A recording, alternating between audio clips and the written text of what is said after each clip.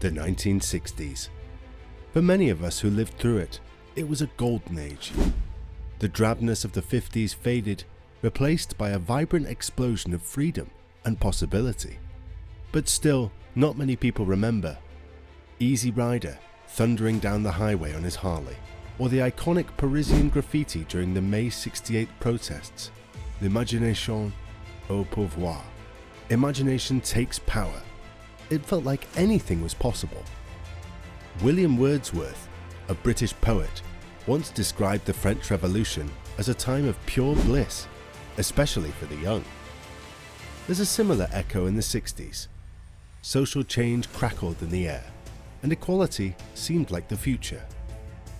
A famous slogan of the time captured the sentiment perfectly. If it's wrong for me to hit the policeman, then it must be wrong for the policeman to hit me. But behind the flower power and Woodstock vibes, the Cold War still loomed large. In fact, the early 60s brought us perilously close to nuclear apocalypse, twice. It was a tenser time than most people realize. So, what happened? Why did France almost leave NATO during this pivotal decade? Let's dig into that story.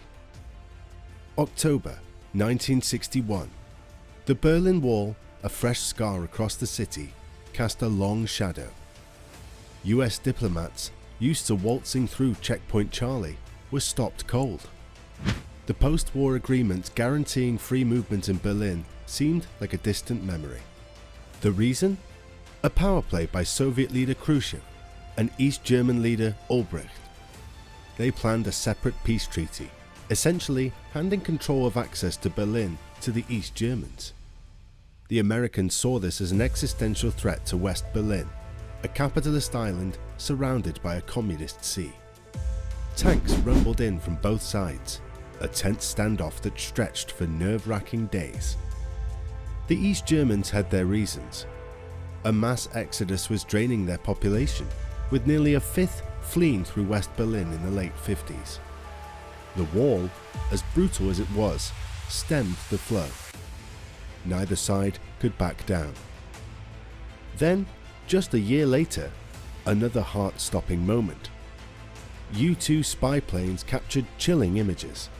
Soviet nukes under construction in Cuba, pointed straight at the US. The Cuban Missile Crisis. Secretary of State Dean Rusk later described it as eyeball to eyeball, and the Soviets blinked. They removed the missiles in exchange for America lifting its blockade on Cuba. But there was more to the story. A secret deal saw Kennedy agree to remove American missiles from Turkey, a concession he kept quiet. Twice in a year, the world teetered on the brink. The 60s weren't just these two crises though. The tension ran deep. Khrushchev's shoe-banging tantrum at the UN, the downing of an American U-2 plane, the disastrous first summit between Khrushchev and Kennedy. As the decade wore on, things didn't improve. America, reigniting the Vietnam War, sent troops pouring into the South.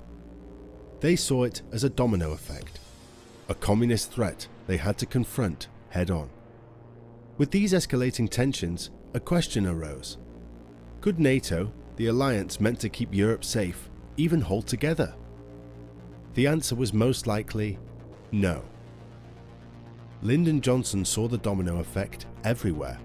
If America didn't fight communism in Vietnam, he bellowed, they'd be facing it on the beaches of Hawaii. He believed American strength would surrender to communism in the Pacific if they didn't take a stand in Southeast Asia. Vietnam became a money pit, draining American resources and troops stationed in Europe. Fears rose that, just like in Korea, America would prioritize Asia and abandon Western Europe to the Soviets. The late 60s saw another flashpoint, the Six-Day War. Arabs and Israelis clashed, with the US and USSR backing their respective allies, putting the superpowers at loggerheads once more. Then came August 1968 and the end of the Prague Spring. The Soviets crushed Czechoslovakia's reform movement with an invasion. It wasn't as bloody as Hungary in 1956. The leader, Dubček, was just demoted to a factory job. But the invasion ushered in the famous Brezhnev Doctrine. Named after the Soviet leader, it declared limited sovereignty for communist states. Basically, Moscow controlled their foreign policy. The message was clear: reform or Soviet control, and control would always win. For many Europeans, this spelled an endless Cold War, a permanent division of their continent. This turmoil spilled over into NATO.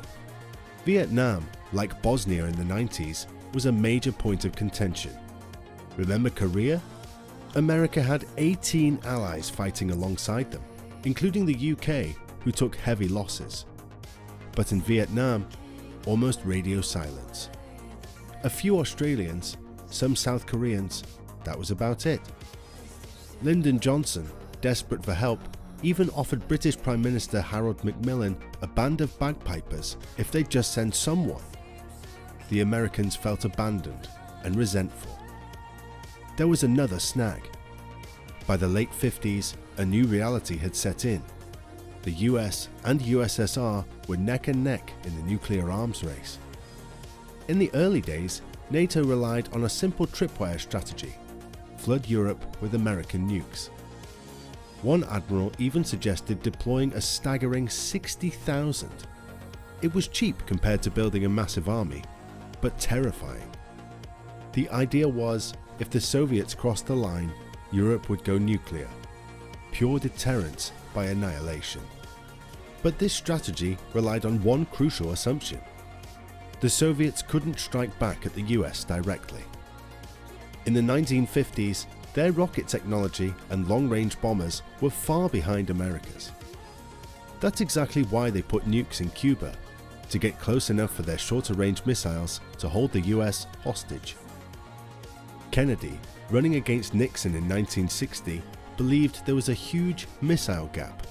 The Soviets were far ahead. Maybe Khrushchev's boasts about turning out missiles like sausages got to him. We now know this gap never existed.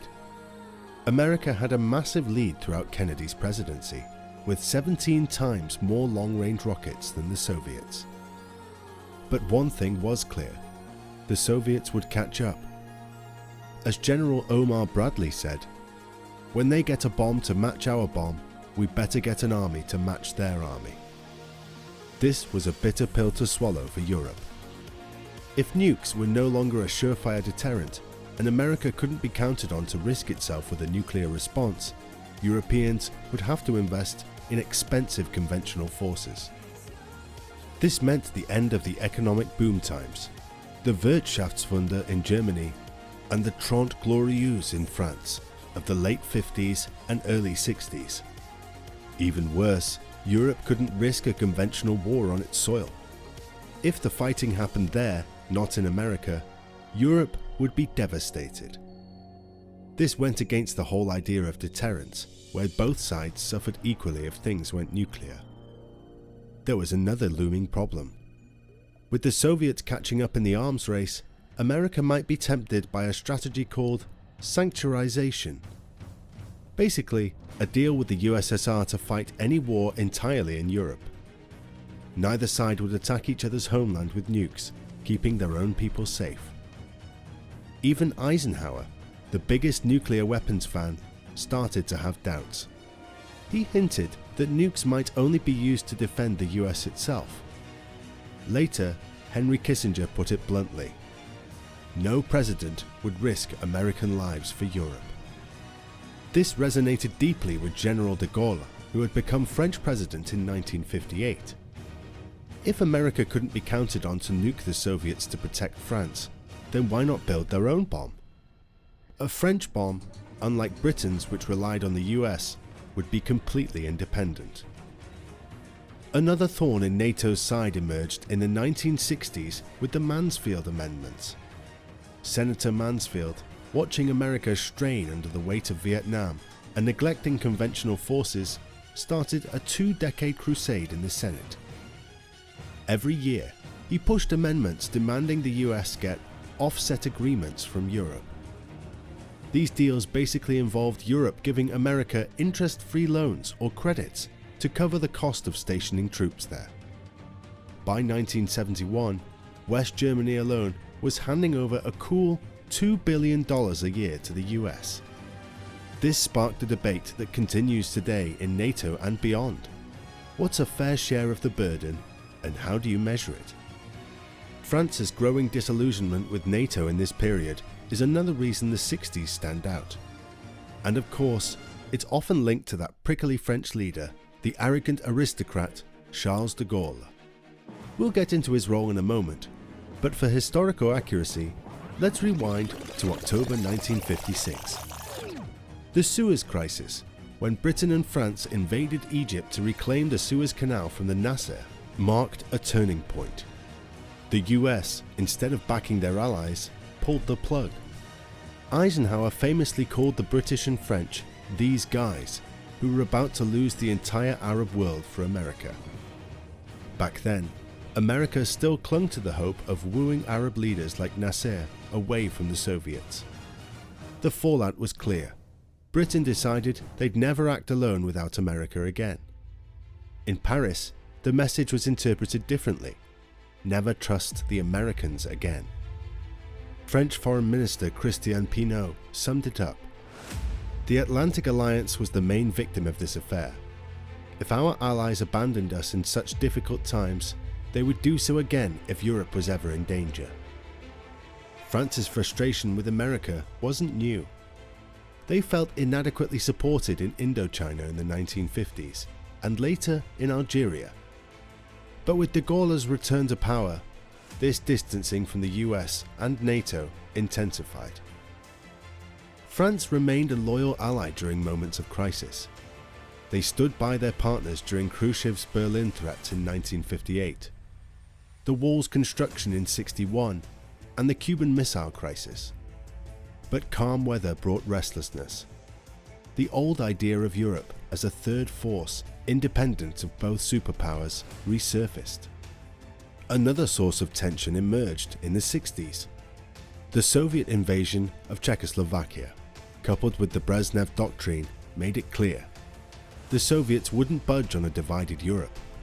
The West, as Hungary in '56 showed, wouldn't risk a world war to change that. Even staunch anti-communists like de Gaulle and West German Foreign Minister Willy Brandt, who became Chancellor in '69, started to think differently. If Europe couldn't be reunited, maybe tensions could be eased. If the wall couldn't be torn down, perhaps some holes could be punched in it, allowing for more contact between East and West. This approach, known as Ostpolitik, was championed by Brandt's advisor Egon Bahr. In 1966, he coined the phrase Wandel durch Annäherung, change through rapprochement or coming together. Brandt himself echoed this sentiment in 1969, stating, "What belongs together must come together," hinting at eventual German reunification. De Gaulle, though not aiming for unification, also believed in a similar policy of easing tensions. In 1966, he visited Moscow, seeking a political solution to the division of Europe. Here's the big question. Could NATO survive if a key member not only distanced itself from America, but also cozied up to Moscow, while the US refused any diplomatic ties with most communist governments? Absolutely not. This is why the 60s were a brutal test for NATO. Vietnam exposed deep rifts. The US wanted allies to bleed alongside them, while Europe saw it as a pointless quagmire. Détente, the idea of easing tensions with the Soviets, was another point of contention. The biggest question loomed. Would France, a key member, abandon ship? Would differences over military strategy, especially nukes, tear the alliance apart? As the 1969 renewal date approached, some even predicted NATO's demise. A book titled The End of the Alliance appeared, reflecting the anxieties of the time. To understand the crisis's severity, let's get deeper into three key issues. First, military strategy. Here's the nuclear paradox. By the 60s, US leaders questioned their use. They'd been threatened in Korea, China, and Vietnam, but never unleashed. A generation of brilliant minds like Henry Kissinger wrestled with this: how to make nukes a rational foreign policy tool. They all failed. Disarmament wasn't an option. Neither side trusted the other to blink first. Even unusable, nukes remained the ultimate status symbol, the superpower badge. As the Soviets weakened in the 60s, their nukes became even more crucial to maintaining their superpower image. This led a future German chancellor to famously call them upper Volta with nuclear weapons. Ironically, it suited the Soviets to keep the arms race going. But if nukes were off the table, conventional war was unthinkable. Millions of Germans lived too close to the Iron Curtain. War would mean civilian devastation. Here's the crux of the problem. Europe needed a nuclear strategy that threatened quick use to deter war, while America wanted a conventional approach to delay nukes as long as possible and limit the conflict geographically. This clash caused a massive row in NATO, especially when Robert McNamara, Kennedy's defense secretary, tried to change the strategy. McNamara's solution? Flexible response, the ability to fight conventionally, then escalate with tactical nukes, then intermediate range nukes, and finally, the unthinkable, a full-on nuclear exchange. This was McNamara's desperate attempt to salvage some bargaining power at the very last moment. McNamara's solution, flexible response, aimed to appease the Europeans. He proposed not just giving them more tactical nukes, already deployed in the 50s, but also a greater say in US nuclear strategy. The Kennedy administration even offered a multilateral force, a fleet of ships armed with American nukes, but crewed by NATO members. This was basically a NATO version of the failed European army proposal from the 50s. The French hated it. They didn't trust the Americans, and the whole plan seemed overly complex. On top of that, the US kept pressuring Europe to invest more in conventional forces. Finally, in 1967, after a brutal struggle, a deal was struck. France agreed to flexible response only because de Gaulle had already pulled France out of NATO's military structure the year before. De Gaulle's vision from the start was a direct war, a ruling group with France, Britain, and America as the more equal allies. The idea had been around since NATO's founding, but faded away with the creation of a unified military command. France wanted back in on that top table. The French also felt sidelined. They were helping Britain with nuclear programs, but received little in return from the US. De Gaulle refused American nuclear weapons on French soil, leading to the removal of US nuclear-capable aircraft from France.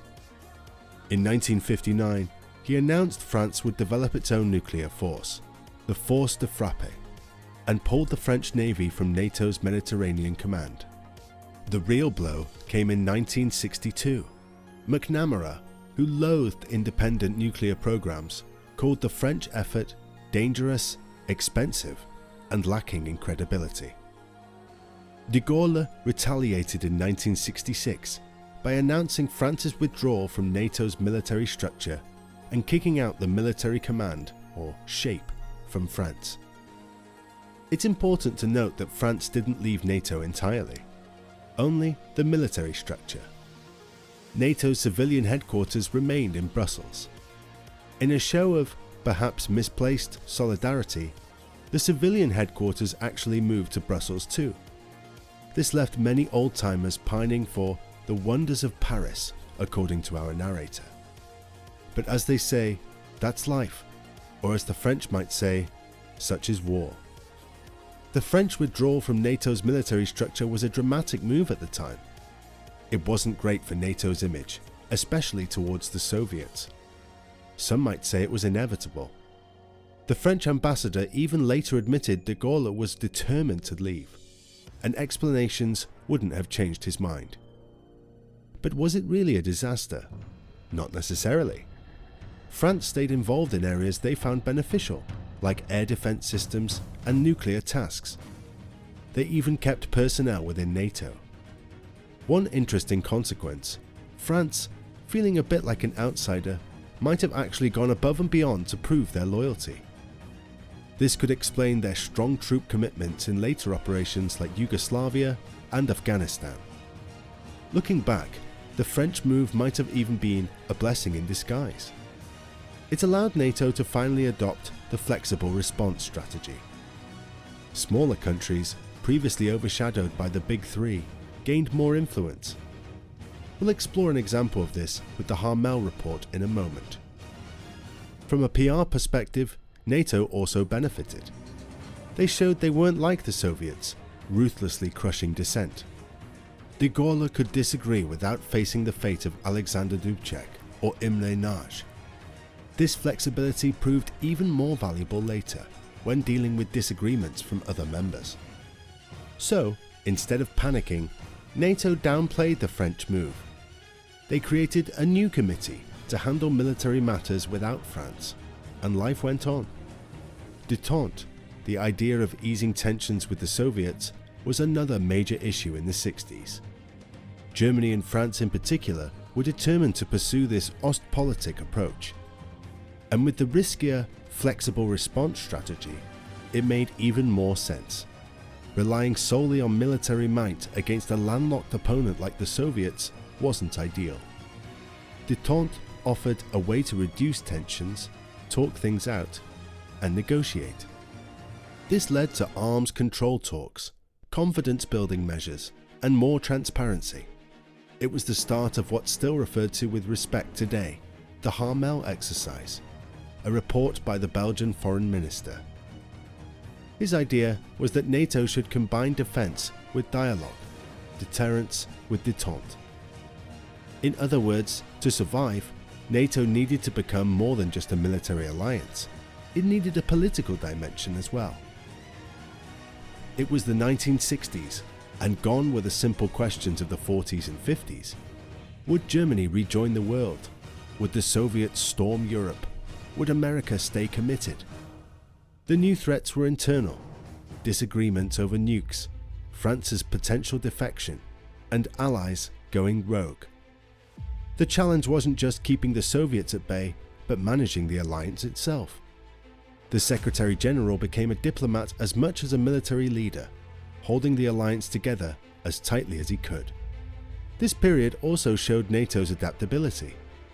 Dissent was tolerated in the hope that wayward members, like France, would eventually return. This proved true with Greece and Turkey, and some hoped France might follow suit someday, especially with President Sarkozy's promise to rejoin the integrated military structure. The key to NATO's success was managing contradictions, balancing conventional and nuclear forces, détente and defense, European integration and Atlantic solidarity. These were the tightropes NATO had to walk. The alliance that emerged from the 60s looked far more like the one we know today than the American-dominated military machine of the 50s. It had faced 3 brutal tests and emerged stronger. Michael Montaigne once said of marriage, "Those who are on the inside want to get out, and those who are on the outside want to get in." After the 60s, those on the outside certainly seemed eager to join, but crucially, in 1969, nobody left.